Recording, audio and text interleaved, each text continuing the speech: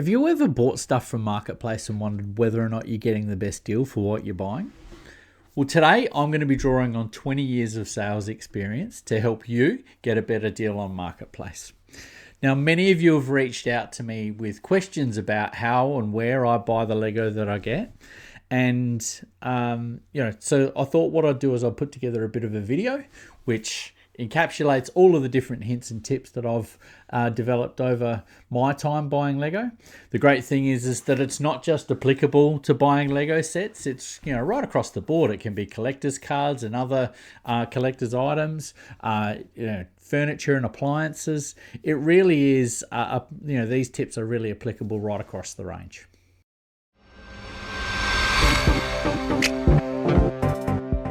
So to kick things off, my first tip is search early and search often. Now, the reason for this is that with things like Lego sets, they do tend to kind of hit the market. And if the deals are really good, they do tend to disappear really quickly. So you really do have to keep your finger on the pulse with this one. It can become a little bit tedious at times, but, reality is everybody kind of has got the phone in the hand at some stage throughout the day. So if you can kick your day off with your morning coffee and sit there eating breakfast and scroll through looking for some sets, put some time aside in your lunch break, and then obviously time a little bit more time aside in the evenings. Just by regularly checking in, you're going to pick up on the people that are listing their sets. You're going to pick it up early, and that puts you in the best position to find a deal.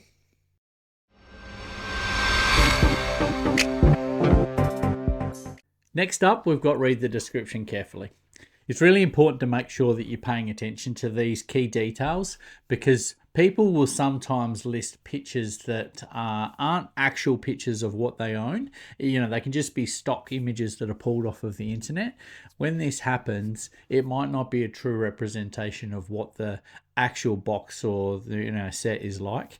And a good example of that is when you're looking at sets, because on the same platform you'll be buying stuff brand new in box. So BNIB, people will often put in the description, but in the very next ad that you're looking at might be used. So just make sure that you're really careful to delineate between the two there. The other thing is just details in regards to the sets themselves. If you look at Darth Maul's Sith Infiltrator, that set was really popular, just recently because it contained a rare Qui-Gon Jinn minifigure, and they were only available in certain build times in which the sets were actually manufactured. And so, looking through these sets, people were listing whether or not they were containing the rare Qui-Gon Jinn minifigure or whether or not it contained the newer version, the more common version. So it's little pieces of information that people are going to list in their descriptions that are going to be key parts to whether or not you're finding value out of the sets.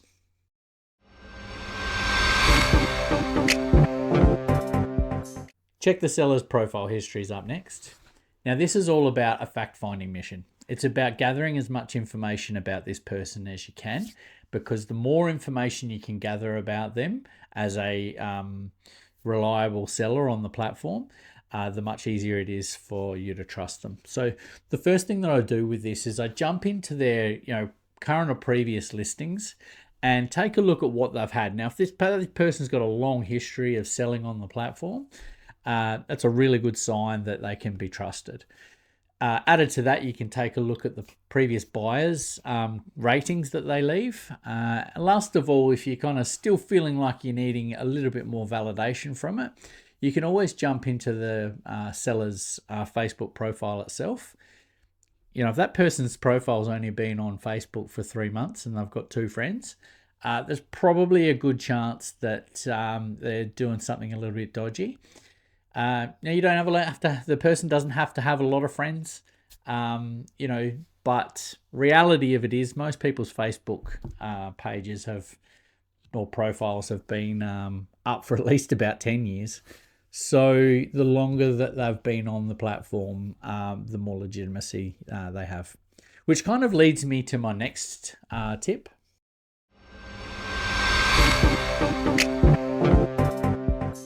Look out for the red flags. Now, red flag number 1 is certainly going to be dictated by price. Now, you know that whole thought process behind it's too good to be true. Well, it certainly applies when buying and selling Lego. When the price that's listed there seems like it's way too far under retail, although as exciting as that opportunity might seem, more often than not, it's going to result in somebody trying to scam you. Now, next thing that they'll often do is they'll use stock images for all of the items that are being sold on their platform. And this kind of takes us back to my previous point. And if you jump into their current and previous stock listings, if everything that's listed in there is all stock images that have just been pulled from the internet, then that's a really good hint to you that something's not up. And then if you do end up reaching out to them, you often find that their communication kind of method is always seems to be really rushed, almost like they're just trying to walk you through the process of sending them money, and that'll be money that you never see again.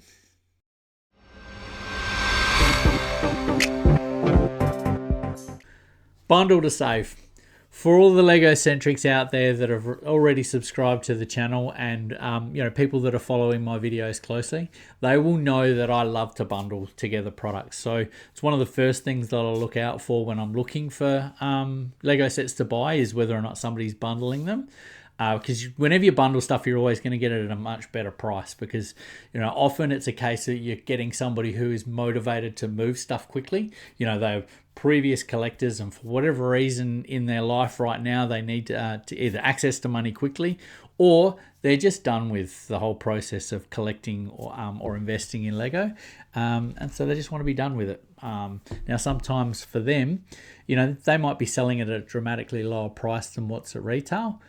But in relation to what they originally bought the sets for, they're still making a little bit of money out of it. So they're much more willing to move stuff at significantly lower prices to do that. So the other thing I look out for with bundling is going into that person's selling profile and looking at current listings that they have. If that person's got a dozen listings in there, and your pricing is super competitive, if they're faced with the opportunity to sell all 10 or 12 sets all at once, they're often willing to accept a much lower price. So bundling sets together is a great way to save yourself some money.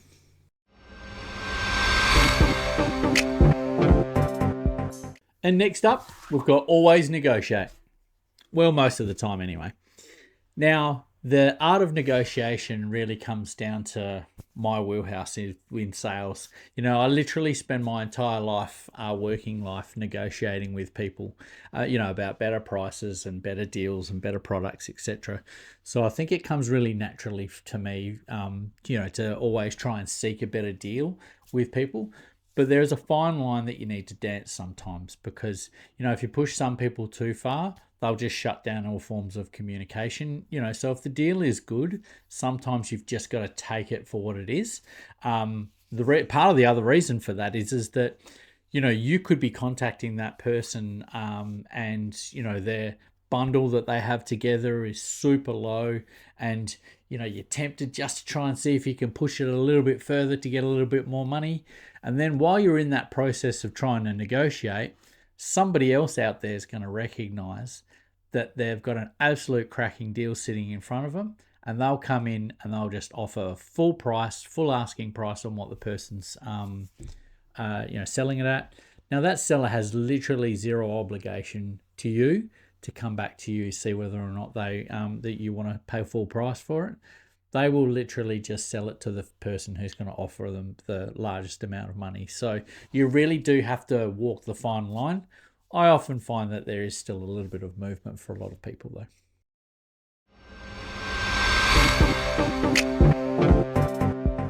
Be quick, but be polite. Now, this really is an important step in the process when you're first reaching out to the person selling the item.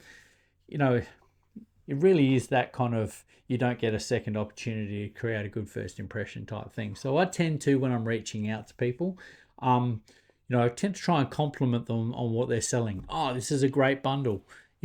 Would you be happy to take $50 for, or whatever the number is? just because what it does is it just helps endear that person to you a little bit more. To very much avoid, just sending that automatic, is this product still available, that you can do on Marketplace, because that just tends to piss people off. So I tend to avoid that. And when you are in a position where you're looking at selling it and the person's replying back to you promptly, make sure you follow along with them if it's possible for you to do so, and get back to them quickly, because ultimately, if you're getting yourself a good deal, you want to shut out everybody else from the marketplace and everybody else out of the conversation. You don't want to give anybody else a chance to swoop in and grab a good deal.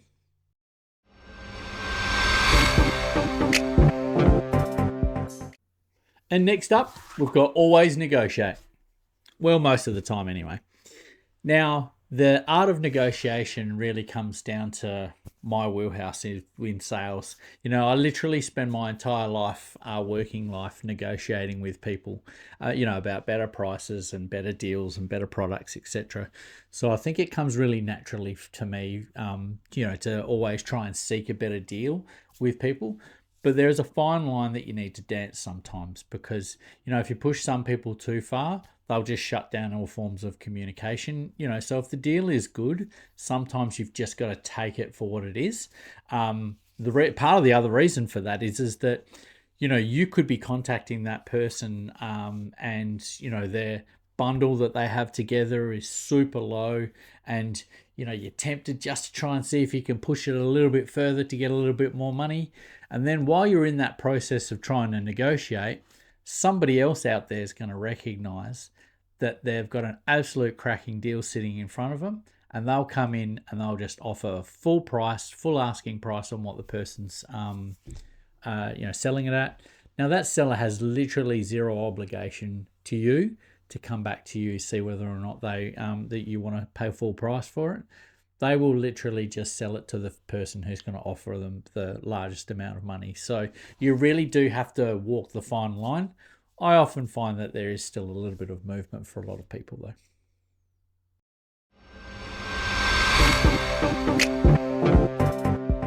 Avoid paying deposits. Now, we've gone through the sometimes long and arduous process of finding a set.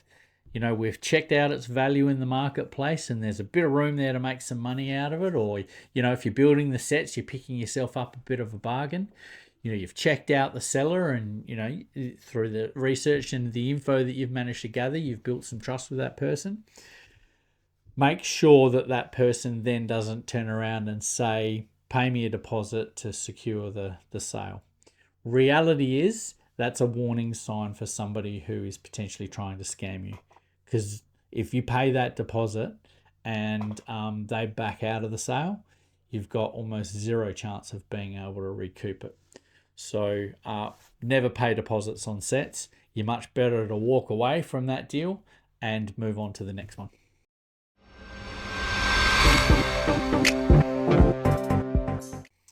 Which leads us to our next point, and that's either pay in cash or in secure methods.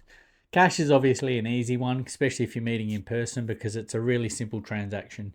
You get the products from them and then hand over the cash. Don't ever hand over the cash first.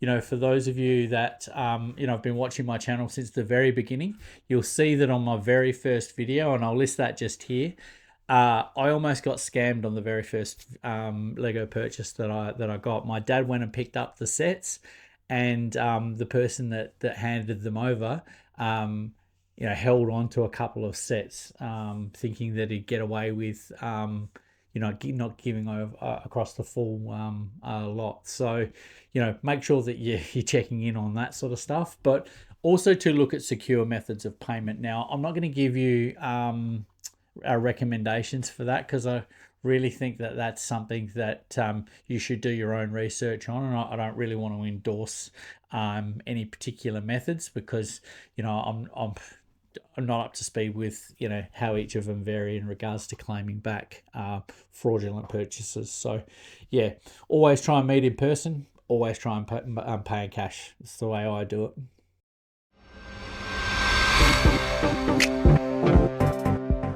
Next up, we've got always try to meet in a public place. Now, Sometimes you will have sellers that are quite happy to have you come out directly out to their house. And, that's completely okay. If anything, that adds a little bit more legitimacy to it, purely and simply because, you've got that person's address, should anything go wrong in the future. But whenever you're meeting in public, always try and meet in like well-lit areas in, McDonald's, car parks, service stations or gas stations in America, you call them. Those, shopping mall, car parks, those types of things, anywhere where you can meet that has security cameras around, just adds another layer of, protection to you as somebody who's coming and buying the products. If they are asking you to meet in a park, I'd probably start to get a little bit sketchy on that. Because if they know you're arriving with $300 in your pocket and things go bad, at the very least, if there's security cameras around, it allows you, some recourse to be able to speak to police, etc. But if it's just in the middle of a park, I think your money's going to be done. Well, there you have it. That's my list of tips for buying on Marketplace. If you feel like I've left out any of the tips or have any questions in regards to what it is that I've come up with today, feel free to leave a comment in the section below. Like and subscribe to the video and hit the bell notifications to stay up to date with new videos when they're uploaded. And I'll see you in the next one.